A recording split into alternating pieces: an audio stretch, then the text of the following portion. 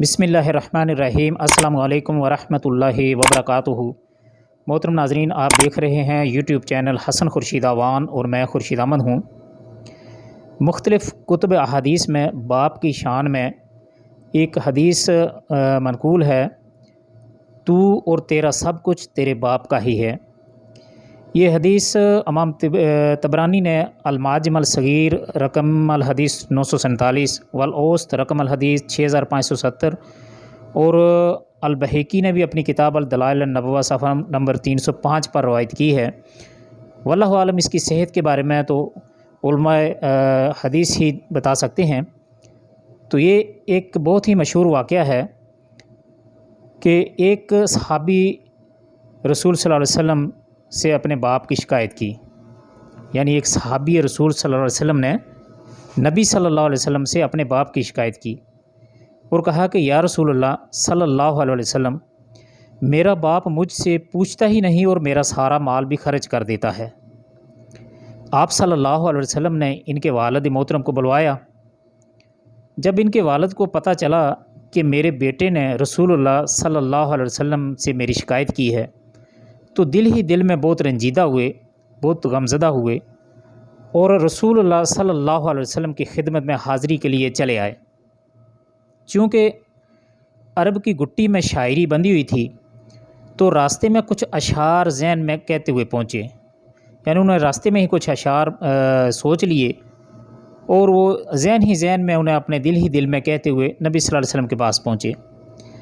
ادھر بارگاہ رسالت میں پہنچنے سے پہلے ہی حضرت جبرائیل علیہ السلام آپ صلی اللہ علیہ وسلم کی خدمت میں حاضر ہوئے اور فرمایا کہ اللہ سبحانہ وتعالی نے فرمایا ہے کہ ان کا معاملہ بعد میں سنیے گا، پہلے وہ اشعار سنیں جو وہ سوچتے ہوئے آ رہے ہیں۔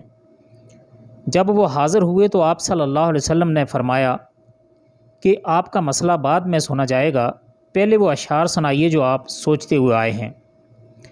وہ مخلص صحابی تھے، سچے صحابی تھے۔ یہ سن کر وہ رونے لگے کہ جو اشعار ابھی میری زبان سے ادا بھی نہیں ہوئے، میرے اپنے کانوں سے بھی نہیں سنے گے، آپ کے رب نے وہ بھی سن لیے اور آپ صلی اللہ علیہ وسلم کو بتا بھی دیا۔ آپ صلی اللہ علیہ وآلہ وسلم نے فرمایا کہ وہ کیا اشعار تھے، ہمیں بھی سنائیے۔ ان صحابی رضی اللہ تعالیٰ عنہ نے اشعار پڑھنا شروع کیے۔ ہم آپ کو ان کا آسان ترجمہ بتانے کی کوشش کرتے ہیں، کیونکہ جو اشعار تھے اور جس اعلیٰ پائے کے تھے اور جو جذبات کی کیفیت تھی، ان کی صحیح ترجمانی اردو میں مشکل سے ہے۔ بہرحال اشعار کچھ اس طرح سے تھے کہ اے میرے بیٹے، جس دن تو پیدا ہوا ہماری محنت کے دن تبھی سے شروع ہو گئے تھے، یعنی ہماری تکلیف کے دن اسی دن سے شروع ہو گئے تھے۔ تو روتا تھا، ہم سو نہیں سکتے تھے، تو نہیں کھاتا تو ہم کھا نہیں سکتے تھے، تو بیمار ہو جاتا تو تجھے لیے کبھی کسی طبیب کے پاس علاج معالجے کے لیے مارے پھرتے تھے کہ کہیں تجھے کچھ ہو نہ جائے یا تو کہیں مر ہی نہ جائے۔ حالانکہ موت الگ چیز ہے اور بیماری الگ چیز ہے۔ پھر تجھے گرمی سے بچانے کے لیے میں دن رات کام کرتا رہا کہ میرے بیٹے کو ٹھنڈی چھاؤں مل جائے۔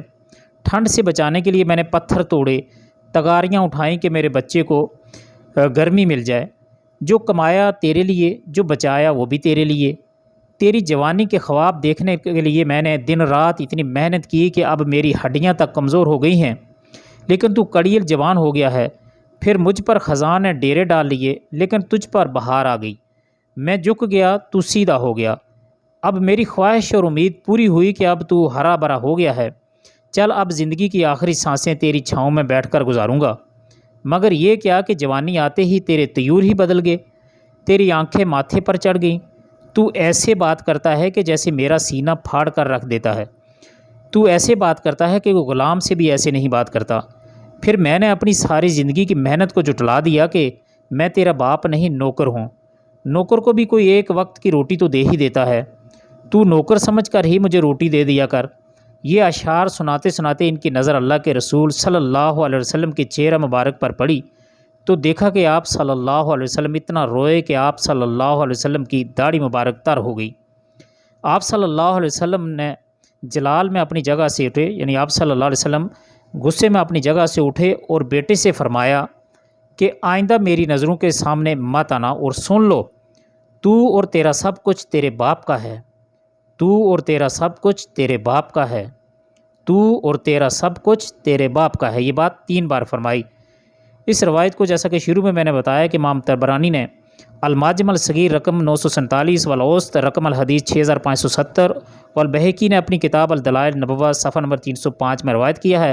واللہ عالم بالصواب۔ اس حدیث کی صحت کے بارے میں اللہ جانتا ہے کہ یہ کتنی صحیح ہے یا حسن درجے کی ہے، کس درجے کی ہے، یہ تو علماء محدثین ہی بتا سکتے ہیں۔ اللہ تعالیٰ سے دعا ہے کہ اللہ تعالیٰ سب کی اولادوں کو نیک اور صالح بنائے، اور اللہ تعالیٰ ہر کسی کا، سب کے باپوں کو مشکلات میں نہ ڈالے اور سب پر آسانیاں فرمائے۔ ملتے ہیں ایک اگلی ویڈیو میں، لیکن آپ سب سے گزارش ہے کہ اگر آپ کو ویڈیو پسند آئے تو لائک شیئر اور کمنٹ ضرور کیجیے گا، کیونکہ آپ کا یہ کمنٹس کرنا ان اچھی باتوں کو دوسروں تک پہنچانے کا ذریعہ بن سکتا ہے۔ جب آپ کمنٹس کرتے ہیں تو یوٹیوب اس ویڈیو کو شیئر کرتا ہے آگے دوسرے لوگوں تک۔ السلام علیکم ورحمۃ اللہ وبرکاتہ۔